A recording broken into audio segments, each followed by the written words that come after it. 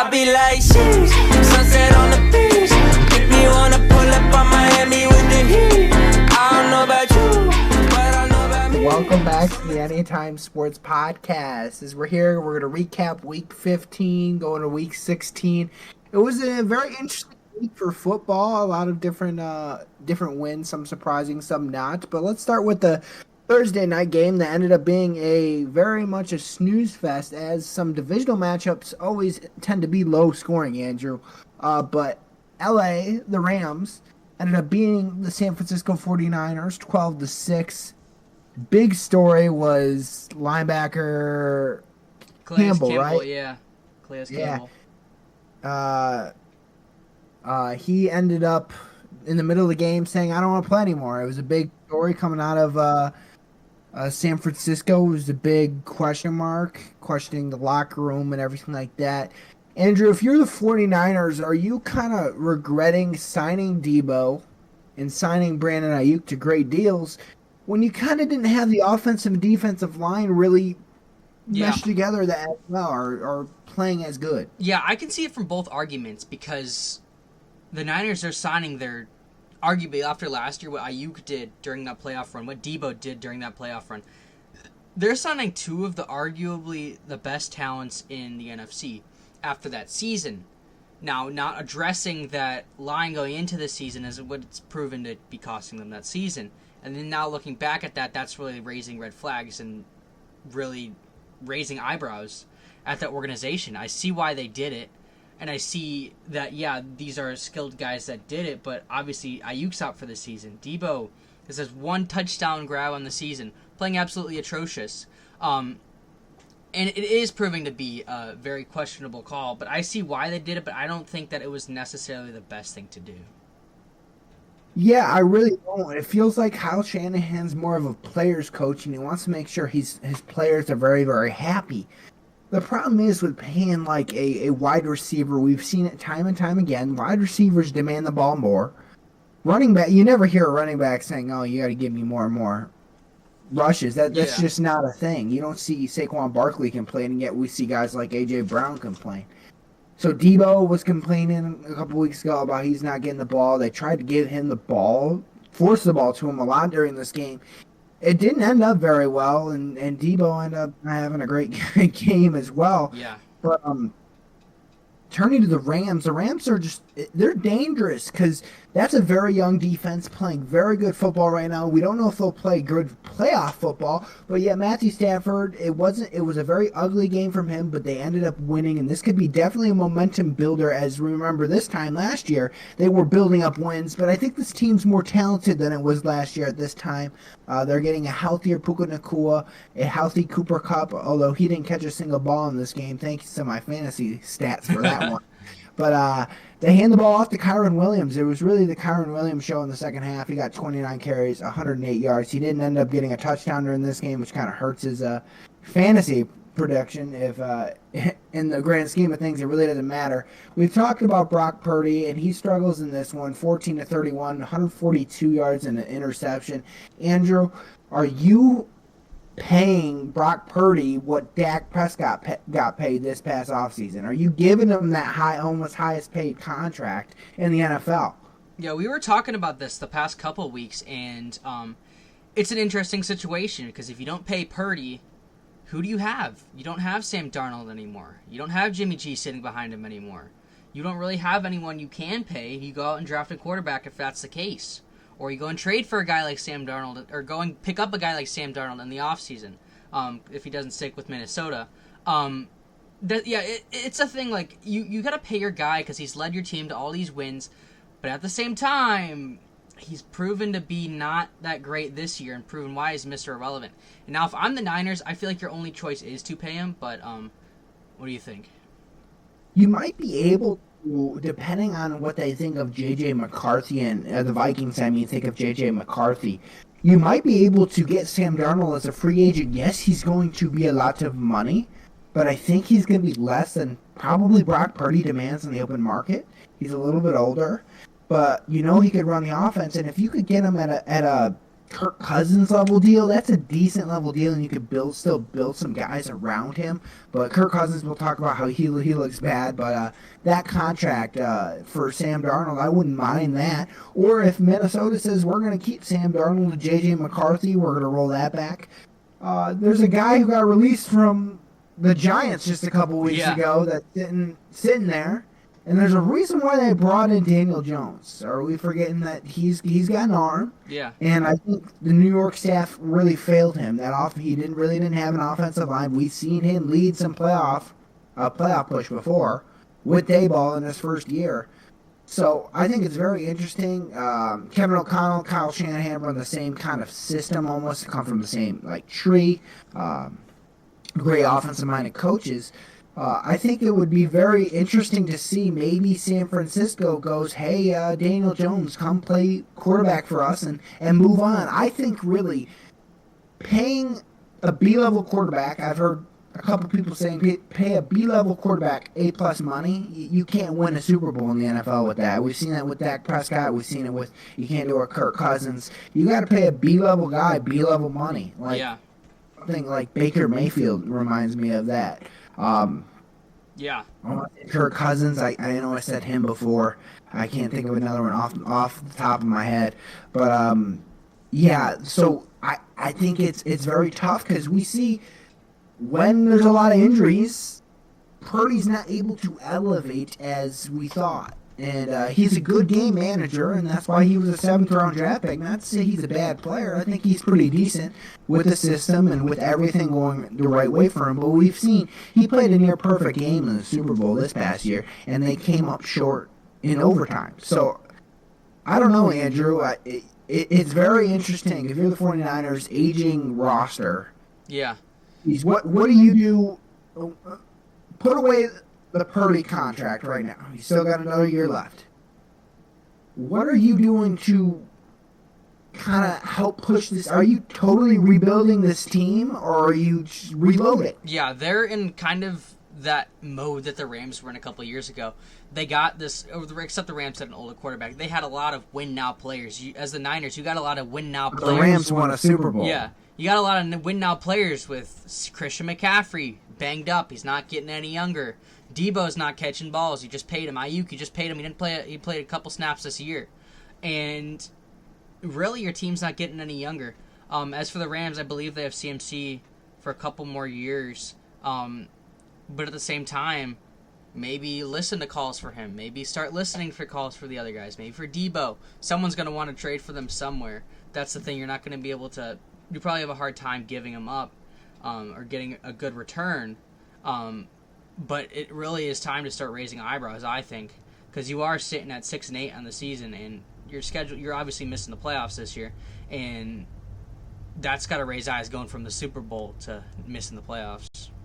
Yeah, I think also you mentioned Christian McCaffrey in that contract as well. Does he really have a market with the amount of injuries he's had for the past couple of years? He's getting to the age now where he's getting kind of older, and he's not the most reliable when it comes to injuries. Like he's breaking down throughout the season. Yeah, he's like a Ford. He's like a Ford car. That's what he's really like. But it'll be interesting to see how they rebuild from there. Let's go into another matchup. Let's go into Kansas City, Cleveland in this one. News came out today that Jameis Winston is benched. I don't know if you saw that, but Jameis Winston is benched this coming up week, and I don't blame you. 16 of 25 for 146 yards and 3 interceptions in this one. Classic Jameis Winston fashion. And Mahomes with a high ankle sprain after this win. What do you do if you're the Kansas City Chiefs, Andrew? Mm-hmm. Let me lay out the situation. The Kansas City Chiefs, they're first right now. They have 2 games up on Buffalo. Yeah.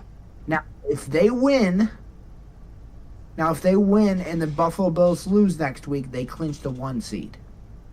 But if they lose and the Bills win, this could get a little interesting, and if the records are tied, the Bills have the tiebreaker over the Chiefs, and they won against the Chiefs this season. We know how crucial it Go is. Ahead. We know how crucial it is for Buffalo to get that home playoff game. And now they do. You have a January, late December playoff game in Buffalo, or January playoff game in Buffalo. That's crucial because if it's a snow game, obviously the Bills play good in the snow. Obviously, the atmosphere is great there. If you're having to play away at Arrowhead, that is a terrible, at least for the Bills, it's terrible to play at. And for the Chiefs, obviously, the raises eyebrows. You got Mahomes out. You got Wentz ready to play. If I'm the Chiefs, I'm putting Wentz in this week. You're in a win-now situation, but at the same, with the Bills right behind you. But at the same time, if you put Mahomes in and he just further activates his ankle sprain, hurt him for the playoffs, that's a bad look. You can't have Carson Wentz leading you through the playoffs. I mean, he did lead the Eagles to the Super Bowl, but that was like 8 years ago. I think you put Wentz in for this game, let Mahomes rest up, and then he'll come back, win the last 2 games, and then you'll be good. I think give him a little break. He's got a high ankle sprain. Obviously, that's not something you want to play on, but if it's okay, then it's okay. But, yeah. Sorry, I just looked at my phone and it gave me an alert, and it says ex-NFL star Michael Vick plans to take the Norfolk State job. So he's going to be a football coach, head football coach. First impressions on Michael Vick, head football coach. Some former players aren't able to do it. Michael Vick, experienced quarterback.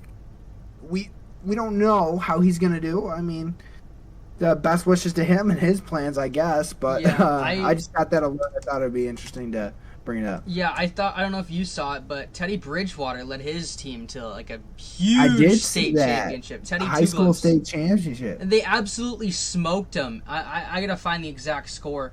But it was like the playoffs, they outscored their opponents like 200-13 or something in the playoffs. It was I'll let you find that, and I'll give my take on the situation, because I kind of agree that he needs to maybe sit, and I think you're not going to have him sit out the rest of the season. That is just not Patrick Mahomes. That's not how he's driven. He wants to win.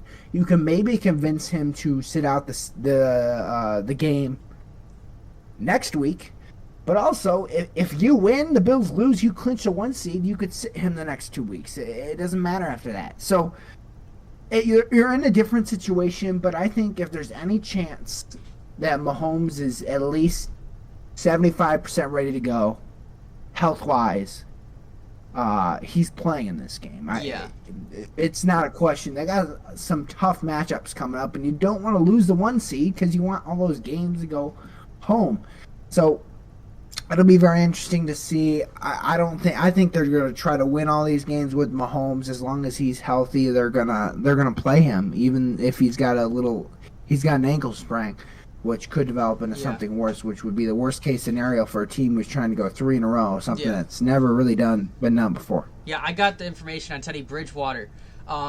He led his team, the Bulls, to easily defeat Reigns 41-0. This is at FIU Stadium in Florida. He finished the season 12-2, and throughout the playoffs, they outscored their 5 opponents by a whopping 263-12. That is insane. Oh, wow. First year as a coach, they gave up 12 points. Absolutely dominating opponents in the playoffs, and it's cool. That's dominating. It's cool to see these young guys, obviously around Illinois. Robbie Gould's doing it now. He just signed with St. Viator and from as the head coach there. It's cool. Who did? Sorry, Robbie broke Gould. up. Robbie Gould. Robbie Gould. Yeah, he was at Rolling Meadows last year, and then he just he went to St. Viator. He went to St. Viator this year. Oh wow, that's a huge program. So we could see him making a big boom, possibly next year. Program. But it's cool seeing a lot of these former NFL players, going to these high school teams, because obviously if you're a high school player and you have Teddy Bridgewater coaching your team, that's pretty cool. You have Robbie Gould coaching your team, that's pretty cool. And especially like we talked about it last week with the UNC situation with Bill Belichick, that's also an interesting situation too. And same thing with Colorado. You got these former NFL coaches / players that have very good experience that can hand that down to younger kids. That's awesome to see, and especially with Teddy Bridgewater winning at the level he did. Who knows? Maybe he'll stay with the program a couple more years. Maybe get a college job. Maybe then get an NFL job. We see that with what was his name, Josh McCown right now, with the Vikings, I believe. Yeah, Josh McCown. Yeah, he's coaching the Vikings. I believe he is the He's the quarterback coach for the Vikings. Obviously he was playing just a couple of years ago, and it's cool to see these younger guys that are still in their younger years that had experience in the NFL getting coaching jobs. Yeah, it'll be very interesting to see. I did not know that Robbie Gould was on the same Viter to coach as their head coach. We'll see how a kicker does as a head coach in high school football, but it can be done. Let's go to another game. Let's go to, what do you want to talk about? What game sticks out to you the most? Bengals Titans. There was not necessarily the game, but there was some interesting plays in there. I don't know if you saw it. It was there was a one. Oh no, that was the other game I was thinking of. Was it Bengals Titans? No, it was Colts. What was that game? It was like Jonathan Taylor missed the touchdown, and then it was. Oh yeah, it was Colts Broncos. Game. We'll go over to Cincinnati because Cincinnati definitely had a story coming out of this one. We'll go over the stat line pretty quick. 37-27. Cincinnati Bengals ended up winning this one. Joe Burrow, 26 of 37, 271 yards, 3 touchdowns, 2 interceptions. Mason Rudolph, on the other hand, was 21 of 26 for 209, 2 touchdowns and an interception in this one. Bengals, it looked like during the game, Joe Burrow was very animated and said that they plain suck. I mean, he said some colorful words in between there, but he was kind of yelling at Zach Taylor. Yeah. Is that enough to, if you're the owner, is that enough to kind of fire the guy? You're 6-8, and you have an MVP type season from Joe Burrow. He's not going to get an MVP. He's not going to make the playoffs. This is concerning. And if Zach Taylor gets fired, is that automatically the best head coaching job out there on the market? I could see that. Joe Burrow, Jamar Chase. A solid. I mean, the defense isn't the greatest, but at the same time, that's a. You got a quarterback. You got a wide receiver. Yeah, that's all you really need. And Zach Taylor obviously led his team to a Super Bowl. I think it was his second year on the team. But this team's got a lot more potential than 6-8. It really sucks to see. And what I was tapping on earlier with Jordan Battle was the pick six that he dropped it in front of the end zone, and then it went out of the back of the end zone. He could have easily had a pick six, but he bobbled it in front of the end zone and then went out of the back of the end zone. And then I was touching on the Jonathan Taylor one too, that like he dropped the ball before the end zone, which I don't get how it's that hard for NFL players to hold on to the ball until you're in the end zone. No one's around you. That was ridiculous. Yeah. That was ridiculous. Dropping at the one, Sean Jackson started that thing. It is just so beneath yourself to think, I'm gonna be this close to scoring a touchdown, yet dropping the ball because it thinks you look cool. It's just, it's one of the dumbest things you could do as a football player. He ought to be benched for that. I mean, that is ridiculous. The Colts are a whole nother situation. Anthony Richardson, is he the guy? Is he not the guy? He's kind of looking like he's not the guy. Yeah, but, You invested so much in Anthony Richardson. We'll touch on this more when we get to it. You invested so much in Anthony Richardson, and at the same time, he's not performing. You got to pay him soon. He's in his third year, I believe, second or third year. You got to pay him soon, and you have to decide: you don't pay him. You don't pay him. Is he gonna be your guy, or is? Hey, if I'm the Colts, I'm not paying him right now. If his contract came up this year, I'm not paying him. But I think I got a couple more years on his deal. He was a rookie last year. Yeah, it was last. So he is his second year in the league. So you got a year, and then figure it out if he's going to be the guy really you want. We haven't seen it yet. We'll go to that game. Denver ended up coming back in that one, 31-13. Bo Nix had a rough first half. Came back, played solid football. Big team win from the Denver Broncos, who look very dangerous and might be in the playoffs pretty soon. I think they have a really good shot at being in the playoffs. The odds makers they've had a very good chance of making the playoffs right now. Bo Nix had a struggle of a game. But honestly, you can bring a team together when it's a big team win like this and the quarterback doesn't play as well. They could really say, oh yeah, we're in the game even if our quarterback's not playing well. So what is your thoughts on this Denver Broncos team who's 9-5 in a good division right now?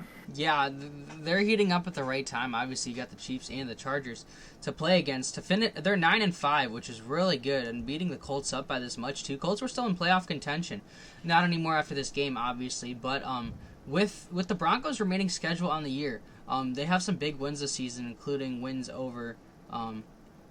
They have an early season win over the Jets and the Bucks, who both looked pretty good, and Bucks win was a dominant win.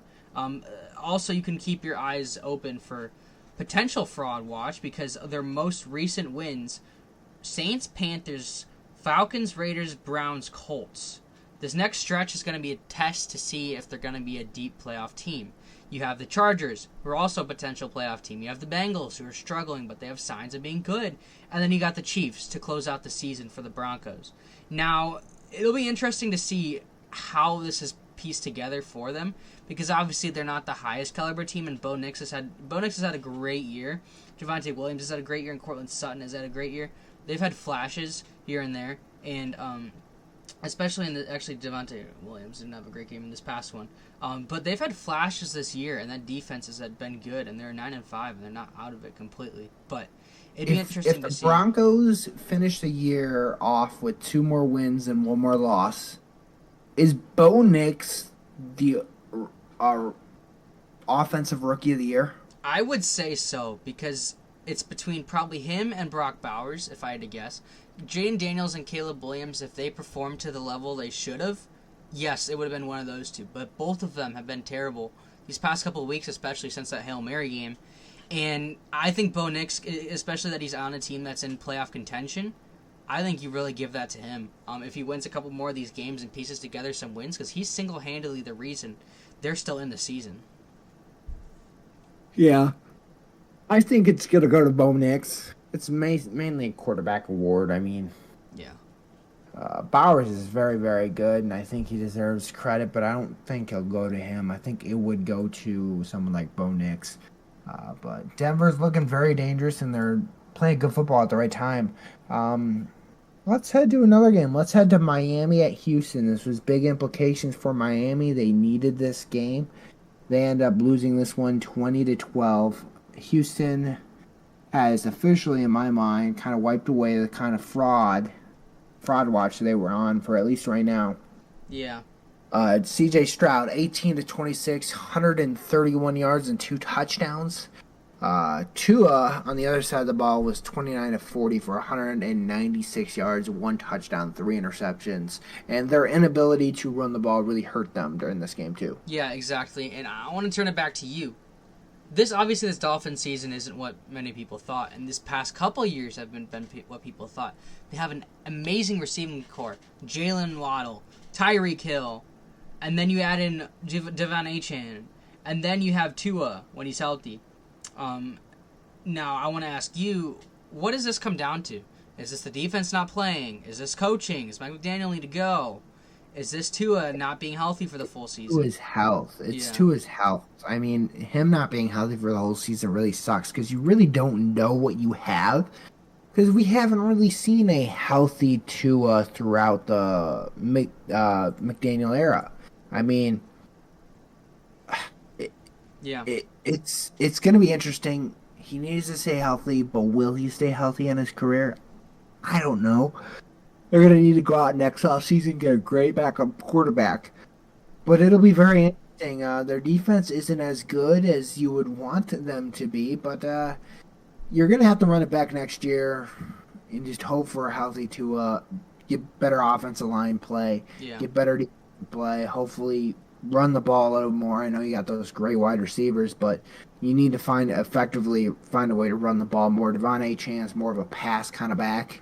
He's not going to be your run first back, so you need to get a running back that could really pound the ball. They had Mozart last year, which was very good throughout the season. Yeah, they still have him on the roster, but he's been hurt, and he's been kind of scratched, so he's not really playing. So they need to officially go out there and get a guy that's going to ground pound the ball, and then have Achane as a change-up back. He's still a very good running back, but he's just... I don't think he's your 3-down bruising back. Yeah, I would agree there. Definitely an interesting situation to keep touch on because they did make the playoffs last season. But really interesting situation there because they're so close yet so far because of Tua's health. Another game, an absolute barn burner. who would say Jared Goff would throw 5 touchdowns, almost 500 yards, and lose a game? Bills beat Lions 48-42. They scored up above 40 points in back-to-back weeks against the Rams, obviously, and then against the Lions, and they pulled this one together. Last week, we both predicted the Bills to win, I believe, because they needed to claw back after that Rams loss, which was very tough. Yeah, Jared Goff, 38 for 59, 494 yards and 5 touchdowns, no interceptions. Jared Goff won a game he threw 5 interceptions with earlier in the season, and now he lost a game he threw 5 touchdowns in. Big story out of the Lions organization is injuries just keep piling up.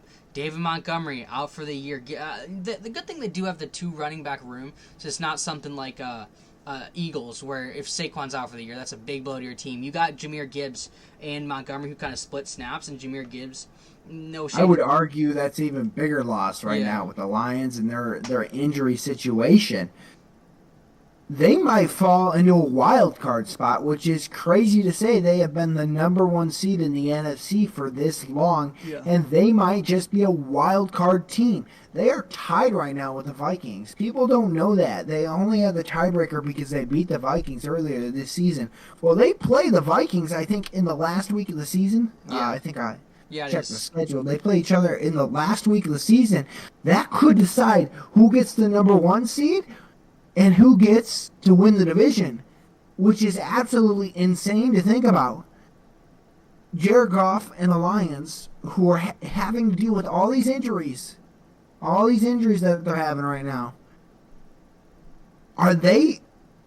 is their Super Bowl window over? I don't think necessarily yet. Obviously, like we said, Montgomery getting injured, it's a big blow, and the NFC is more talented this year than it's been in the last 15 years. But I think that it just makes everything more difficult because you're losing a lot of players on defense, a lot of players on offense, and especially with the caliber this team's been performing, losing a guy like David Montgomery is huge. You did have Amon-Ra post almost 200 yards in this game. Jahmyr Gibbs had the most carries, 31 yards, and a touchdown. I don't think it's going to be the biggest blow to the team as if Jared Goff was out for the season, but it is going to very well damper their chances at going to the Super Bowl. I don't think it's crazy to think that if the Lions end up with a first-round matchup and they have to play the Green Bay Packers or they'll have to play the Vikings in the playoffs, that they lose that game. Yeah.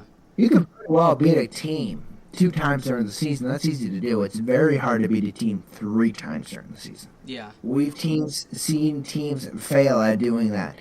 One thing that pops in my head, the New Orleans Saints, back when Brady was with the Buccaneers during the Brady Super Bowl run that year, the New Orleans Saints beat Tampa Bay twice. People are saying, oh, Tom can't beat the Saints. They're not going to do anything in the playoffs. They're not going to win against them. Well, they ended up winning against Drew Brees, and they ended Brees' career with the loss. Yeah. It's very hard to win against a team 3 times during a year. It's just super hard, especially with these injuries. Aiden Hutchinson's been gone, of course. David Montgomery now hurt.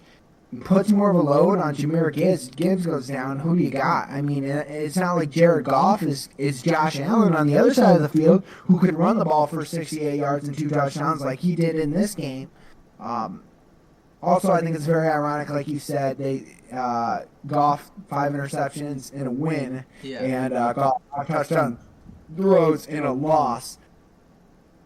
Yeah. I don't know. When I look at this Lions team, I don't see a Super Bowl contender right now. I see them as the 3rd or 4th best NFC team. What do you think? Yeah, I could see that argument too, especially with all these injuries. Say they were healthy, they'd definitely be the number 1 seed. But obviously, I think the number 1 seed right now would have to be tossed up between the Eagles and Vikings. But if the Lions would have to go against one of these teams in the playoffs, like you were saying, it's hard to beat a team 3 times in the year, like the Packers or the Vikings. And the Lions have a chance to do that out of 2 of the 3 top opponents in the NFC right now. And I want to flip it over to the other side of the ball real quick. Josh Allen is absolutely balled out in this game. 362 yards, 2 touchdowns, 23 for 34. James Cook had a pretty good game, 14 carries, 105 yards. Ty Johnson led him receiving, 114 yards, no touchdowns there. for him. But I want to ask you, do you think the Bills team, with how they are right now, do you think this Bills team could take down a team like the Chiefs? Do you think they could take down a team like the Ravens? Do you think they could take a top team down in the AFC right now? They need to be better defensively. They are absolutely atrocious the past 2 weeks on defense. You cannot be letting 42 points up a game. It is absolutely ridiculous. I mean, 44 the week before, 42 this week. They're not a Super Bowl contender if they can't stop the defense side of the ball. We know during the playoffs that some of these teams, the scoring kind of slows down because everyone's got good defenses. Do the Bills have a good enough defense to win it all? I'm not sure of that. And it's really good as Josh Allen is playing right now. We've seen in spurts where everyone struggles as much. I hope I'm rooting for the Bills to do well in the playoffs. They really shot themselves in the foot when they lost last week. That bad coaching decisions, time management towards the end against the Rams. Now they're 10-3, I believe. Yeah, they're 11-3. The Kansas City Chiefs are 13. only have one loss on the season. 13-1, I believe. So if I look in the standing, they are 13-1. Buffalo is 13-1. Well, no, Kansas City's 13-1. Buffalo is 11-3. If you didn't lose that game last week, we're talking about an injured Kansas City Chiefs team who's one game behind the Buffalo Bills, kind of putting the Chiefs at a different situation where we're gonna have to play an injured Mahomes. Yeah. But right now you have a 2-game buffer. Right now, from Kansas City to Buffalo, so you could afford to. So the Kansas City could.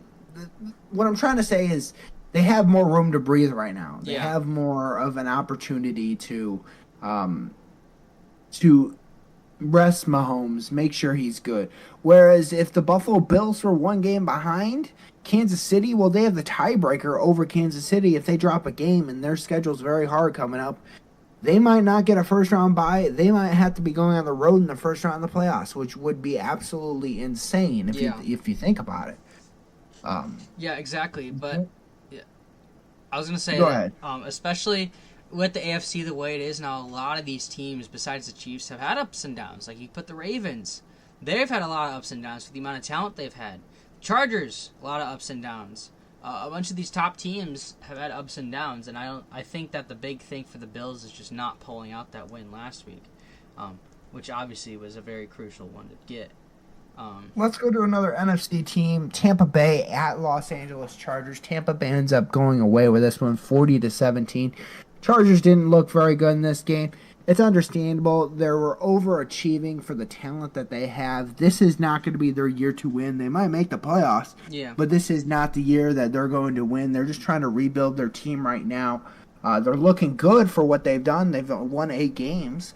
So Tampa Bay is kind of doing what they needed to do and take the bull by the horns and basically really decide this thing handily. Offensively, Mike Evans was absolutely amazing in this one. 9 receptions, 159 yards and 2 TDs.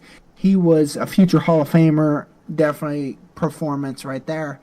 Bucky Irving had a good run. He had 15 carries, 117 yards in this one. What are your thoughts on this Tampa Bay Buccaneers team that seems to be peaking at the right time? Yeah, you said it. They're peaking at the exact right time.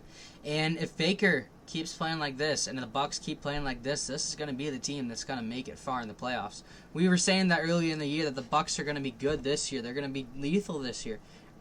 And then they had some ups and downs, lost some big games, and now Baker threw 22 for 27, 288 yards, 4 touchdowns, and an interception. We're seeing these quarterbacks that were drafted a while ago kind of resurge with Sam Darnold and Baker Mayfield. And it's cool seeing that because these guys obviously were drafted high for a reason. They didn't work out with their initial teams. They've gone through some cycles of teams, and now they're finding a way to get it moving. Now, would I say the Bucs could beat a team like the Eagles or the Vikings in the playoffs? I don't necessarily know, but we've seen them come out in some of these big games before. And the Chargers obviously were a big team to beat, obviously with their record, and Jim Harbaugh coaching the way he has so far this year. And I think this is a great step in the right direction for the Bucs. Yeah, it is a great direction with the Bucs. I think they're really got the division. I think they're going to win the division. Atlanta looks terrible right now. They end up getting a win this week, but they've looked terrible. We could talk about Kirk Cousins' struggles later, but I think we've talked about them a lot, to be honest. We've talked about that team a lot, so we might not. Let's go into just another match. Let's go into Green Bay, Seattle, and then we'll go into the 2 Monday night games, and I think we'll wrap up for that Week 15 review. But Green Bay ends up winning this one 30-13. Big talk coming out of Seattle, who used to have a dominant home presence. Really has not had that in the past couple of years. Yeah. Is that because this team's going through a couple of struggles, or why is that, do you think? Yeah, I would say it is for the struggles, because if they were like they were when they were a Super Bowl team and they had the Legion of Boom, people want to buy tickets to go see that. They're going to outbuy the Packers fans. They're going to outbuy the team that's coming in there because they want to see that. This team has been so spotty all year. They're good right now. Obviously, Geno Smith was out in this game, which is a big blow. But they've been Yeah, Geno was out, but I think he was playing so bad he could have been benched too, and I would have known the difference. They were. What do you do with the quarterback situation in Seattle? You play Geno. I mean, you really have no choice. Sam Howell isn't going to win you ball games, and you can't pick up anyone, obviously, at this point in the season. You got to play Geno. You got to push through it. The Seahawks aren't out of it yet. They're fighting. They're fighting for that spot in the division. With the Rams, they're really close. They're both bouncing back and forth. The Seahawks had it before this week. They lost this one. Very crucial, and then now the Rams are placing that spot in the playoffs for their division. But I want to turn it to the other side of the ball with the Packers. They lost some crucial games this year, but they are 10-4, and they're heating up at the right time. They played great against the Seahawks team, who has been able to stop some of these bigger teams during the years and get some of these big wins. Christian Watson didn't have that great of a game. He was the leading receiver here, 56 yards. Romeo Doubs had 2 touchdowns. Josh Jacobs, 26 carries, big workload for him, 94 yards and a touchdown. And I want to ask you, what do you think is the limit for this Packers team? Do you think they could beat a team like the Eagles? Do you think they can go all the way? Do you think that they'll struggle in the playoffs? Well, I think they meet their match in Week 18 versus the Chicago Bears. Yeah. That's when we figure out if they're a real team. Yeah. They got lucky on the first one. They blocked the field goal. They got lucky. They did. We'll see how beatered and bruised they are before they go into their first matchup. We'll send them a message. Just get Dave Swirsky to coach the Bears and see how it goes. Honestly, anyone needs to coach the Bears at this point. That's just competent. This isn't about the Bears. We'll talk about the I can't even say it, the Packers, but we'll talk about them. They look very good right now, and they're a very young team, which scares me because they're going to be good for the next 3-4 seasons. Yeah. This isn't even their Super Bowl window where they're supposed to be really good. This team is super young. Next year is their year where they're seen as the top team in the NFC next year. This year, they're going to be dangerous. They beat the living crap out of the Dallas Cowboys last year in the first round. Lightly, they almost beat the Lions, and if they played the Lions this next coming week or the next 2 weeks, they would have beat the Lions. Yeah. So I think they are probably, if I had to put a number on it, I'm going to say the Eagles are at number 1. I'm going to put Minnesota at number 2. I'm going to put Green Bay at number 3. And I'll put the Lions at 4. Mm-hmm. There's my 4. If I had to get a 5th, let me look at the conference right now. If I had to tap in on that and I could put a 5th, I'd put the Rams at the 5th. Because I think they're heating up at the right spot and at the right time. Yeah, I think I might put the Rams at 5. You could argue Tampa Bay, but I think I like Matthew Stafford a little bit more than Baker Mayfield. Sorry, I couldn't think of his name. And I think the Commanders are just too young of a team. They're not as good. I think they're a product of... They might actually They're not going to win their division. No. They got Philadelphia in there, but they're a product of they get to play Dallas twice a year and they get to play New York Giants twice a year, so that also helps them. But if I had to put a ranking on NFC teams, that's my ranking on NFC teams. If I had to put a ranking on AFC teams, I think I would go. You got to put the Chiefs at 1. Yeah. I just think you just have to put the Chiefs at 1. The Bills. 2. I put the Bills. I would put the Bills at 2. At 3. Right now it's Pittsburgh. Yeah. They did So lose. I guess I'll put Pittsburgh at 3. That's the top 3 in the standings right now, and I think that's kind of right skill wise. 4, I would have. 4, I would have to say I'd put. You're going to disagree with me on this one. I'm putting Denver at 4. Yeah, I would. Denver's been playing very, very good football. I think Baltimore's been playing decent football, but I just think their recent woes against some really talented teams and the loss earlier in the season to the Raiders is just so puzzling to me, and it's very hard to get over that loss as well. What if you had to give a top 5 for the AFC and NFC? What are you doing? Yeah, I would agree with you on the top 3. Obviously, the Chiefs. You don't bet against the Chiefs. You put the Bills, and then you put the, and then I would put the Steelers. Yeah. And I would think that for 4, I think I would put the Texans at 4. I don't necessarily like the Broncos. I love Sean Payton, obviously, EIU legend. And what really just can't get me past them is their wins.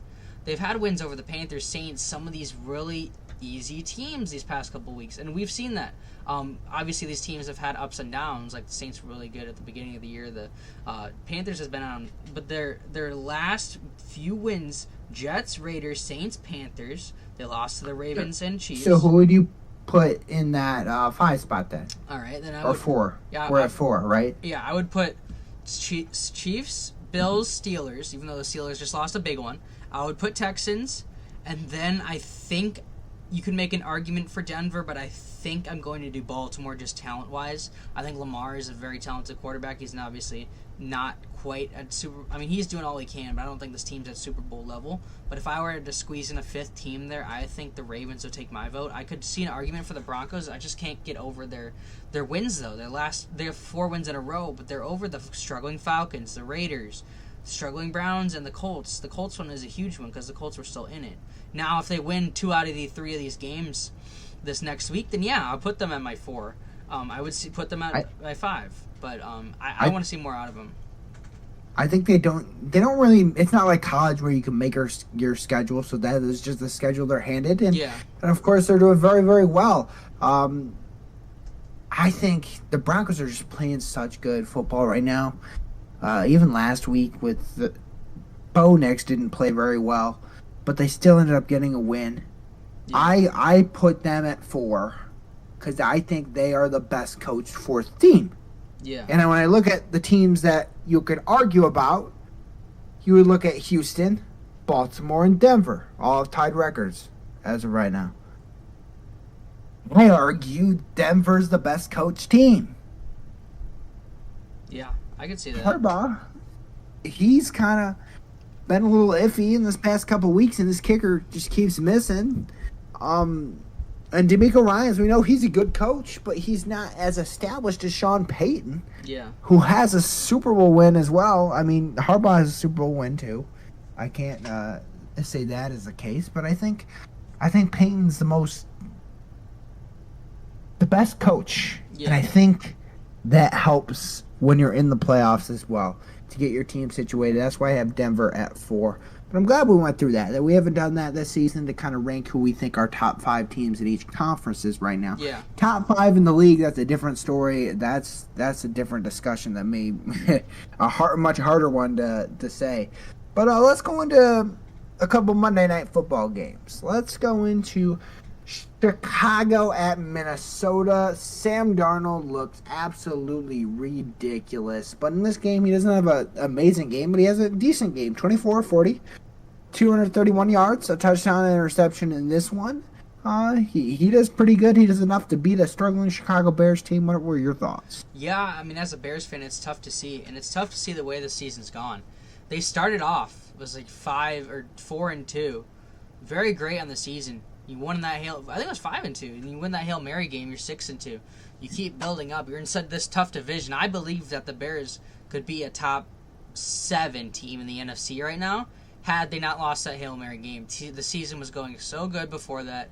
I don't think one play defines your whole season. You had a shot to come back and win against the Cardinals the next week. You failed. You had a shot to beat a struggling Patriots team. You failed. I think you got a block field against the Packers. You lose in overtime versus the Vikings.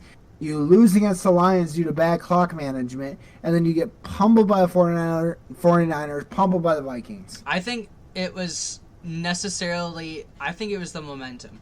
Now, you can say this team wasn't set up for success, obviously. Terrible coach. Why would you sign back a coach? They were full of themselves, Andrew. They were full of themselves. You beat a struggling Rams team. You beat the Panthers. You beat the Jaguars. You beat the Titans. Ooh, that's great job. They were so full of themselves, dancing around on Hard Knocks.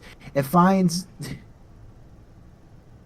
management needs to go before this team has any form of success. They don't know how to run a franchise, and until they do, it's going to be the same old story. Yeah, same old players.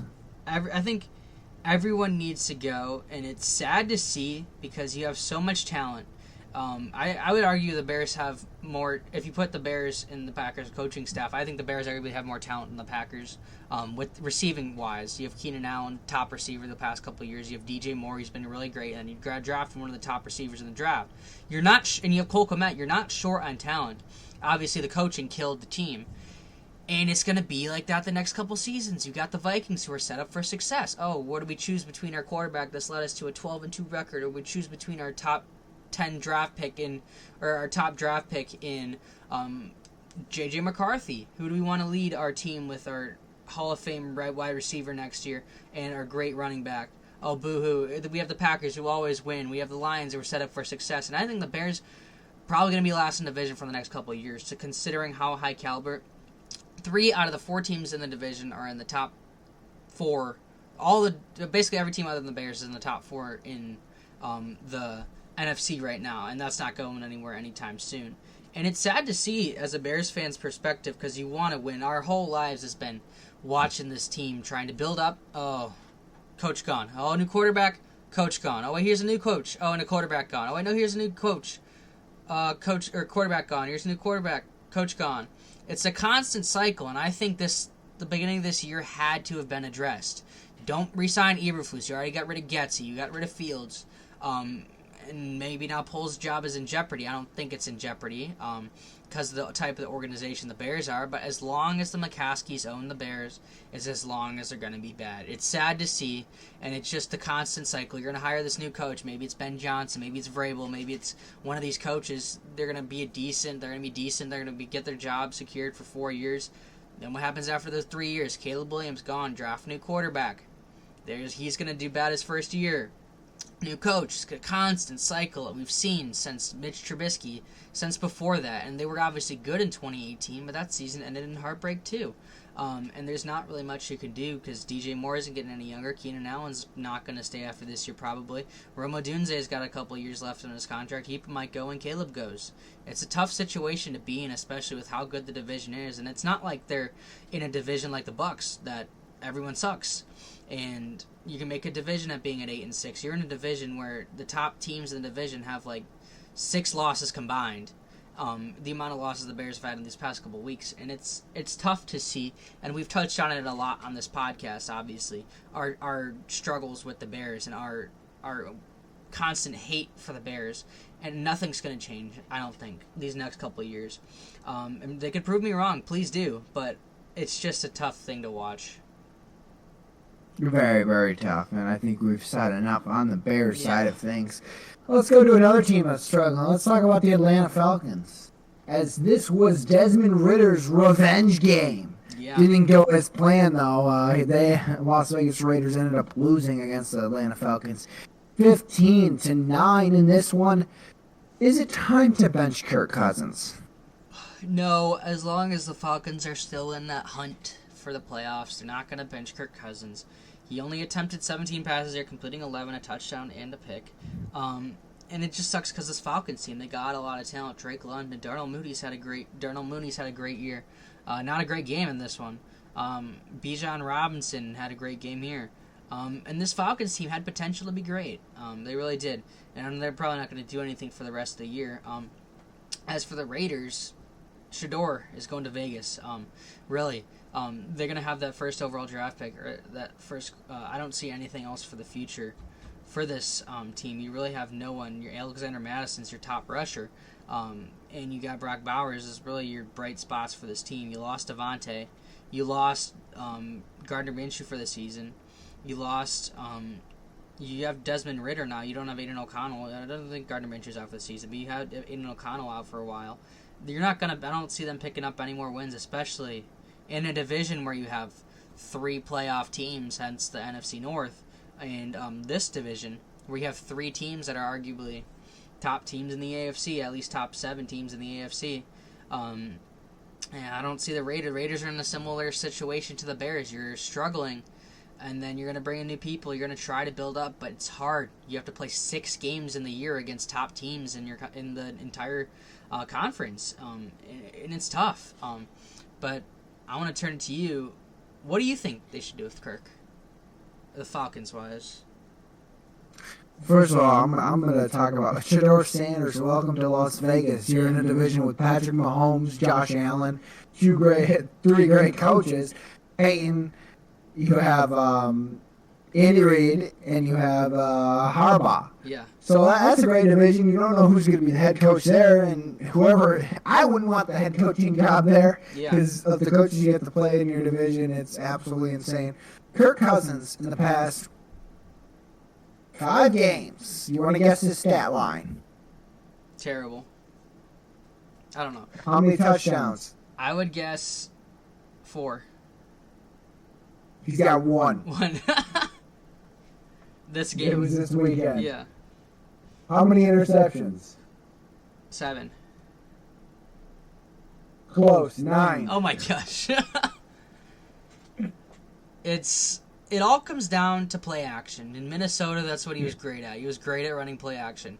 Atlanta is not drawing up play action for him. He's not performing to the caliber he should because you're not drawing play action for him. You draw the right playbook, put him in the right playbook, he's going to perform. Obviously, he's not performing with Atlanta, and you paid him all this money. You do have Penix, but I don't think you put Penix in because you put Penix in, Kirk Cousins is not going back in. Once you're in for Penix, you're in for Penix for good. And Kirk is on for a couple years too, so. Yeah. Good luck with that contract. I mean, I don't know what you do with them at this point. You gotta really roll the dice with Curry. He might be the. It's not an overreaction to say he might not be the starting quarterback next year. Yeah, I would agree, and I'm glad we don't have to do what those GMs have to do as for like the Bears, the Falcons, the Raiders, these crap hole organizations. And I'm glad our jobs aren't doing that because that's gonna be stressful as heck. Very stressful. Never want to be the general manager for the Chicago Bears. No. That's a hard job. I wouldn't want to be that. I'd be a scout. Yeah. If I would do anything, let me be a scout. Because I That'd be could fun. kind of influence on who they draft and who they be. I think I'd be a good scout. Let's say that. Yeah. Let's pick some game. Well, let's go over some news first. Let's go over some news. Yeah, we touched on. What's some more news? We touched on a couple subjects, but Yeah. what's some news that? Yeah, we touched on the big one. Buda Baker Baker. signs 3-year, $54 million extension. He's staying in Arizona, which means I don't have to update my Buda Baker jersey. Yeah. That is nice for them because he was obviously one of those players that was up in the air for this year. And then quarterback Teddy Bridgewater, obviously we touched on him earlier in the podcast. He plans to return to NFL after coaching alma mater to state title. That is crazy. So we could see obviously the quarterback vacancies are huge in the league. We got a guy like Tim Boyle getting as many chances as he has in the league, and he's throwing like 13 interceptions to like 3 touchdowns or something. And it'd be interesting to see because I'm not necessarily sure how old Teddy Bridgewater, or he's 32, so he's still young. And obviously he's not on a team right now. He's played 10 seasons in the league. He has that experience, and he's had talent, and he plans to return. So it'd be interesting to see what kind of role he get. Obviously, backup role. It could be a team like the Dolphins. Maybe go back and maybe an established guy. Like you were saying, they need an established backup, and he was on the Dolphins a couple of years ago. Maybe we could see something like that. Yeah, he's kind of washed. But Yeah.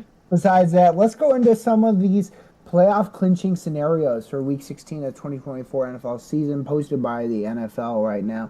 Kansas City clinches the number 1 seed and the lone first-round bye home field advantage with a win plus a Buffalo tie or loss, or a Kansas City tie and a Buffalo loss. Do you think they do it this weekend? That's up to the Buffalo loss. I think that the Chiefs, coming up in this week, they have the Texans. That could be a very interesting game that I feel like is... It's not happening. Buffalo's playing the Patriots. Yeah, it's not happening. It's not happening this week. Buffalo's going to win, and it's crazy in this year also in the NFL we haven't had a tie. We've had a tie the past couple of years. And it'd be interesting to see. Yeah, I don't think it's going to happen. All right, Pittsburgh Steelers clinch an AFC North title if they win. Yeah. They win against the Baltimore Ravens at 4:30 Eastern time. They will clinch the AFC North title. Do you think they do it? Or do you think Baltimore is going to win a game that they normally don't win against Pittsburgh? I think that the way Pittsburgh's been playing recently, I think they can win it. Baltimore's been struggling. They're 9-5 in the season. They could very well drop to 9-6. And I think they could do it. Literally, it's just winning. It's nothing else. So I think they could do it this week. And then next week will probably be a different story if they don't. But I think they can do it. Speaking of Baltimore clinches a playoff berth with a win or a tie, or a Miami loss or tie, plus an Indiana loss or tie. So Miami needs to lose, and so does Indianapolis, and Baltimore has clinched a playoff spot. Let's go to Denver Broncos. The Denver Broncos clinch a playoff berth with a win or tie, or number 2, a Miami loss, a Cincinnati loss, or an Indianapolis loss or tie. So Denver just needs to win or tie, and they get a playoff berth, which would be good for them. The Chargers, a little bit interesting for a playoff berth for the Chargers. The Chargers need to win. Miami needs to lose or tie. Indianapolis needs to lose or tie. Or the second option is the Chargers tie, Miami loss, Indianapolis loss, Cincinnati loss or tie. So that's the way the Chargers can clinch a playoff berth in Week 16 on the NFC side of things. Already clinched playoff berths, the Detroit Lions, Minnesota Vikings, and the Philadelphia Eagles.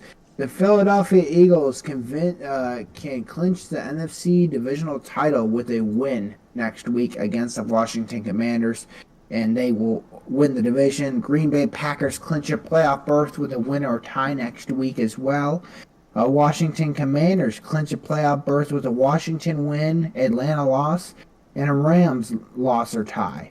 Washington win, Atlanta loss or tie, Seattle loss or tie, or a Washington tie, Atlanta loss, Arizona loss or tie, Rams, Seahawks, and as long as the Rams and Seahawks don't tie, they clinch. So they have a couple different. That was just a lot of information to go through of who would actually clinch in this playoff situation, but it was just interesting to go through, and some teams will do it, some teams won't. Yeah, I have another interesting story. Lions defensive end Aiden Hutchinson says he's on track for Super Bowl return. Obviously you don't want to miss out on the Super Bowl when you're if the team makes it there. And then Raiders quarterback Aiden O'Connell trending towards return. Oh, woohoo! Yeah, and that's a huge need. Yeah, Derek Carr is unlikely to return this season after recent examination. They're not going anywhere. Rookie quarterback Caleb Williams is obviously frustrated and encouraging. This season has been. And really, that's the big stories out of the NFL this week. Saquon Barkley leads Pro Bowl votes. Oh, that's a big shocker. And yeah, there's a big week of football coming up, and I say we pick some games. Yeah, There's let's some pick some interesting games. matchups. Let's start with Thursday night, December 19th, where the Broncos will travel to the Chargers and play. Who do you have in this one? Yeah, this is among some of the teams that we're talking about for the top 5 in the AFC right now, and I think that the Chargers are coming off a big loss, and I think that's going to be hard to bounce back from, and I think that the Broncos are going to take it. Chargers are going to have that home atmosphere, but like you were kind of saying earlier, the Broncos are heating up at the right time, and I think the Broncos are going to win it. All right, yeah. I think I'm gonna go with the Broncos. Chargers have been on a little wall here, so I'm gonna go with Broncos as well. Let's go to Texans at Chiefs. Texans traveling to the Chiefs with a injured Patrick Mahomes to the Texans. Yeah. Pull up the upset and win. If Carson Wentz plays, the Texans win. If Patrick Mahomes plays, the Chiefs win. Chiefs are favored 53-46. Both the teams are top teams in the AFC. But if I had to put a finger on one team that's going to win, I think it's going to be the Texans. I mean, obviously, we all hate the Chiefs, and I think that you're going to either put in a struggling, or not, Patrick Mahomes has been struggling, but you're going to put in a banged-up Mahomes, or you're going to put in a Carson Wentz who hasn't really played many snaps this year. And I think that Carson Wentz is going to throw 505 TDs Yeah, watch it. and laugh. I had to put the He's going to Texans say, here. Andrew said I wasn't going to do good, so I dropped 5 touchdown passes today. Yeah. That's what he's going to do. I think I'm going to go with the Chiefs in this one. You go Texans, I'll go Chiefs. I just can't go against the Chiefs until they lose another one at home. They're 7-0 at home. But you may be right. This may be the time they lose. And let's go to Steelers at Ravens. We talked about this game a little bit. Steelers now are on the road against the Ravens. Who do you got? Yeah, not to mention these two games are Saturday games too. We have a very interesting slate of football coming up for this next week. We have a Thursday game, a Saturday game, obviously Sunday games, and then we have a Monday night game, and then we have Wednesday games too for Christmas. But back to this game, I think that the Steelers are going to take it here. I think the Steelers are going to clinch the division with this win. Obviously, the Ravens have been struggling recently, and I think that's going to show through. But if the Ravens are going to win, it's going to be because of Lamar. He's been insane this season. Only 3 interceptions. But I think the Steelers are going to come out in this one. I think the Steelers are going to come out as well. I think they just know the Ravens too well, and I think they'll end up coming out with a victory, especially after the loss they've had last week. Let's go to Lions at Bears. Do the Chicago Bears at home against a battered Detroit Lions team, do they end up pulling up the upset and getting a win? If you were to tell me this 4 weeks ago, 5 weeks ago, I'd say the Bears, but I'm going to take the Lions now because I have absolutely no hope in this franchise anymore. And you were able to pull it together against, obviously the Lions are more banged up, but I don't think that's going to really help the Bears' case. Give me the Bears. I can't go against the Bears. Yeah. The Bears are going to win 72-10. Okay. 72-10. And flip the scores around to make sure Detroit's winning 72-10 because the Bears aren't going to win this one. Yeah, I'll be in the first half, not going to lie. Yeah, they're just not. Yeah. It's so hard to say, but they're just not going to win. Yeah. Falcons right now. Giants, do they have any shot of winning this game against a struggling Falcons team? I don't think so. I think this is going to be the thing the Falcons need to bounce back. I think they're going to bounce back. This is going to be what they need on the season to bounce back. And it's going to be the Falcons winning this one for me. The Giants, really, Tommy DeVito's been banged up. You have Drew Lock's been banged up. They traded Daniel Jones. I don't know who's been starting the past couple of weeks. I think it was Tim Boyle, I want to say he was in. But obviously, they've been banged up, and the Giants obviously is a crap organization right now. Not much going for there. You got that big draft pick, but they have lost about 10 in a row now. Ever since winning in week 3 and then week 5, you've lost every game since then. I don't think that anything is going for them, especially with the quarterback room. And who has been? Yeah, it was Tim Boyle who has been starting there. I think the Giants aren't going to win this in one, and I think it is going to be the Falcons. Yeah, I'm going to pick the Falcons as well. I just think even though with the struggles Atlanta's facing, they actually have a NFL quarterback, and I don't think the Giants really have a great NFL quarterback or a decent NFL quarterback like Kirk Cousins is. Let's go to Browns Bengals. Browns traveling to the Bengals. It will not be Jameis Winston. It will be Thompson Robinson, who's going to be starting this game. Who do you have in this one? Yeah, I think I'm going to take the Bengals here. Obviously, Jameis, he's had an interesting career. He's played great, lights out some games. He's the funniest guy ever. But then he's benched 1 week and get for the third stringer. But I'm going to take the Bengals here. Really not much of a question. Yeah, I'm taking the Bengals as well. I really don't like the Browns here in this situation. I think the Bengals have been struggling a little bit, but on the offensive side of the ball, they got it right, so I think they'll get a win in this one. Let's go to Titans at Colts. Who do you have in this one? I'm gonna take the Colts. I mean, they've been struggling, but the Titans are struggling more. Mason Rudolph is in. Will Levis got benched in front of his ex. And I don't think that the Titans are going to be going anywhere anytime soon. And I think the Colts... You didn't have to hit the man down when he was already down in the dumps. Yeah. Like, come on, man. Yeah. That's outrageous. Yeah. You did him dirty. At the same time, he's getting that bag regardless. He's an NFL quarterback. But I think that the Colts are going to win this. The Colts are favored in this, and that's what I'm going to pick for this one. He probably woke up in the morning and got himself a nice thing of coffee. Yeah. Grab the mayonnaise out of the fridge and get a nice little fart noises or they come out of the bottle. So, you know, Will Levis gets benched. I'm going to give me the Titans. Do it. I'm giving the Titans in this one. I think the Titans end up coming up with a win. I think Mason Rudolph, if he ends up playing in this game, I think they definitely will end up winning this one. The Colts have been bad as well. So give me the Titans. Let's go to Rams at Jets. Former NFC North quarterbacks going at it. Today on the Pat McAfee show, I was watching it. Aaron Rodgers said he playing against Stafford in his career. Obviously, they played up a couple times. Last time they played was in 21, a while ago, when Stafford was banged up. And it's good to see these two guys going at it. Two legends, two Hall of Famers going at it late in their careers, and obviously this game is more split down the middle than people would think. Rams are favored 51-48, and I think this game could be close. Obviously, Jets have been banged up this year. They put together a huge win this past week over the Jags. Obviously, the Jags isn't saying much, but I think the Rams are heating up at the right point. Puka Nacua is lights out. I think Cooper Kupp's going to get re-involved in this scheme this week, and I think that the Rams are going to take this. Rams have a longer week. Remember, they played on Thursday night. I'm going to give the Rams in that short mini bye week, and I think they'll end up winning this one against the Jets. Yes. Let's go to Eagles at Commanders. Eagles have a chance to lock up the division. Do they do it this week? I could see it, and I think could see it. Eagles are 12-2. Commanders are 9-5. Who's favored in this game is the Eagles. Eagles are favored 58-40, and I think that Jalen Hurts is a well put together quarterback. Once he gets Saquon Barkley in the system, there's nothing stopping them. I think that the Eagles are going to win this one. Yeah, I'm going to pick the Eagles as well.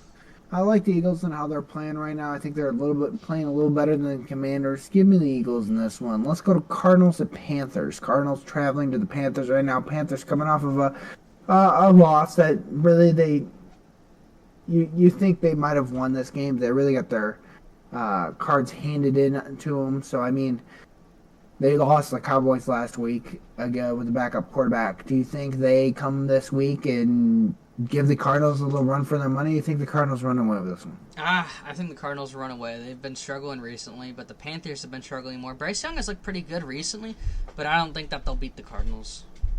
Yeah, I'm gonna go with the Cardinals as well. I just think they're fighting for their playoff hopes. So the Cardinals, I think they'll get a win here as well. Let's go to Vikings at Seahawks. Seahawks coming off that bad Sunday night football loss. Do you think they hold their own and win this one against the Vikings? I think they could, but I think the Vikings are more on a roll recently. I think the Seahawks got beat up pretty bad in that game, and especially with Geno's situation. I would take the Vikings here. Yeah, I mean, if Kenneth Walker was playing, I might choose the Seahawks, but I'm gonna go with the Vikings. They've been playing way too good recently, and I think they'll continue it as well. Let's go to Bills Patriots. Bills at home hosting the New England Patriots. Weather's going to be 19 degrees outside, so it doesn't look like it's going to snow. Yeah. But it definitely is going to be colder football. Who do you have winning this one? Patriots. Not Bills. Patriots. He said Patriots. No, he said Patriots. I will take the Bills and we will move on. You all heard that. It is the Patriots. I was thinking in my head. I remember a couple of you years took ago. The Patriots. There was the game where it was the Bills and then Mac Jones and the Patriots. It was the snow game where it was like insane rushing stats and like 3 total passes. But I'm gonna take the Bills here. I'm take back. Yeah, you're taking the Patriots. We've already heard you're taking the Patriots. We can move on. I'm taking the Bills. Okay. And if the Bills lose this game, I will run 4 miles. Okay, we'll do that. There we go. If all right, you just did that to yourself. This game, I will run 4 miles. You just did that to yourself. What? Yeah, you just did that to yourself. Yeah, I did that. And then if your Patriots win against the Bills, yeah, okay. If the Bills win against the Patriots, you have to run 1 mile. No, that's not fair. Yeah. I get to run 4 times. All right. We'll do that. All right. Well, I already did the 4 miles for the Browns, so. We're about to do another mile next week because the Bills are going to beat the Patriots. Yeah. All right. No, we're not. You don't have to have that Okay, one. I'll run 4 miles if the Bills it's not end gonna up losing happen. this game. You're not going to have to run 4 miles. All right, we got the Jags. Jags Raiders. This will be one that really should put it back. Ooh, do you want to put some money on this game? No. This is a high roller game. I'm betting all the money in this game. 5 wins combined with these teams. Jags, Raiders, absolutely atrocious franchises. Trevor Lawrence out for the year. Mac Jones obviously getting the start the rest of the year. The Raiders are another crap hole. 2 top teams fighting for arguably the first draft pick in the thing. I think the Jags have more potential and more talent. Okay, I'm gonna do something interesting here. We're not picking. Okay. We're both letting this coin decide. Okay. Quarter. Heads. You can't see it. All right. Heads. Yeah. Tails. Okay. You can't see it with the glare. Call it when I flip it up, Okay. and we're gonna go over. So heads, Jaguars. Okay. Tails, Raiders. All right. Let me move this out of the way, okay? Yeah. Heads. It is tails. Okay. So we are picking the Raiders to win this game. All in. All in, baby. We're picking the Raiders to win this game. If we get it right, that would be absolutely hilarious. All right, we'll have to see. Let's go to the 49ers Dolphins in this one. Yeah. Who do you have winning this one? Both teams have the same record. Here we go back to the coin. I think we could pick this one. I would take the Niners here. I think that the Dolphins are really banged up, and I don't think Tua has had his greatest year. 49ers are banged up too. Yeah, it is true. And they had a player walk off. Yeah, they did, but I think that the 49ers are going to do it. Obviously. Yeah, they had a longer week too. Yeah. Far week to travel. Far place to travel for the Niners across the country. But I think that they'll do it. I want to pick the Dolphins in this one since you're picking the 49ers. I think the Dolphins can end up winning this one, and they need to win one if they want to. Both teams need to win if they want to get their playoff chances, at least a little bit of a hope. But let's go to Buccaneers Cowboys Sunday Night Football. Absolutely. Who do you have in this one? Cowboys that are 1-6 at Jerry World. I'm going to take the Bucs here. They're coming off a huge win. I don't see the Cowboys doing anything for the rest of the year. I heard Cowboys. I heard you picking No. Cowboys. No, Bucs. It's not another Patriots situation where you're clearly adamant that the Patriots are going to beat the Bills this week. I don't know why. Yeah. I don't know how you are, but you're just clearly. You really must know something other than I do, or anyone else does. Maybe I do. But I'm going to pick the Buccaneers in this one. I think the Buccaneers end up winning against the Cowboys. I don't think they really have a shot. Let's go to Monday night in the Saints at Green Bay. Who do you have? Packers here. It pains me to say it, but I don't think, especially in Lambeau, had Green Bay's home field. Green Bay's red hot. Saints are atrocious this year. I don't think they're going to do anything. Yeah, it pains me to say I'm going to pick the Packers as well. Yeah.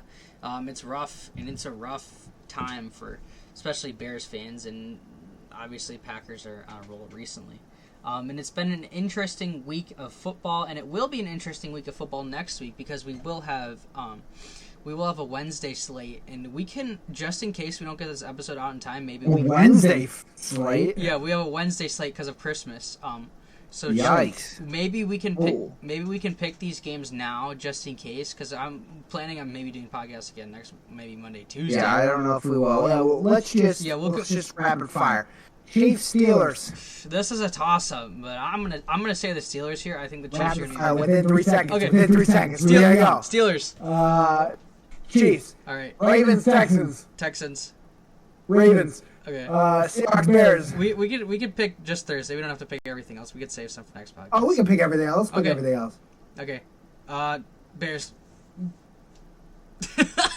What? 3 seconds. Okay. Seahawks. That blindsided me. Sorry, this is supposed to be rapid fire. Saturday slate. Chargers. Patriots. Yes. I already know your answer. Patriots. We can move Okay. on. I'll take the Patriots. Okay, take the Patriots. I'm thinking the Chargers. This is a Saturday slate. Broncos. Bengals. Bengals. Broncos. Yeah. All right, let's go. Cardinals. Rams. Rams. Rams. Jets. Bills. Bills. Bills. Packers. Vikings. Ooh, huge. Vikings. Packers. All right. Let's go. Raiders. Saints. Saints. Saints. Colts. Giants. Jeez. So bad games. Coin. Coin. Coin. Coin's coming back out. Gosh. All right. Fun. Yeah, I got the coin. Heads, Colts, tails, Giants. Heads, Colts, tails, Giants. Yeah. What do you got? Heads. I haven't looked it up. Heads. Heads. Yeah. It's tails. Okay. Meaning we have the Giants winning this one. Yeah. Panthers, Buccaneers. Buccaneers. Buccaneers. Titans, Jaguars. Jeez. We're not using the coin on that one. I'm not pulling the coin back out. I put it back in the wallet. Okay. It's staying there. We're doing, I'm going to do the Jags. Titans. Dolphins, Browns. Dolphins. Dolphins. Cowboys, Eagles. Eagles. Eagles. Falcons, Commanders. Falcons. Commanders. Lions, 49ers. I think Lions. They're gonna 49ers. Okay. Yeah, we could see some struggles from the right. Lions, but this has been an interesting episode of the Anytime Sports Podcast, to say the least. We touched on some good topics. If you guys liked it, make sure to comment below. We will try our best to get an episode out next week. Obviously, Christmas festivities and everything might put a halt to that, but we will discover that once it gets there. But hopefully everyone has happy holidays, Merry Christmas, and enjoy some stacked football. Enjoy some college football playoffs that are coming up soon too. So some huge time of the year for football. NFL playoffs are starting to ramp up, college football playoffs, and hopefully everyone has a safe holiday season. All right. See you. Yeah, sun shining, 24/7, clouds floating. Wait, is this heaven? Didn't even die to get here, yeah. Looking for the top, it's so clear, yeah.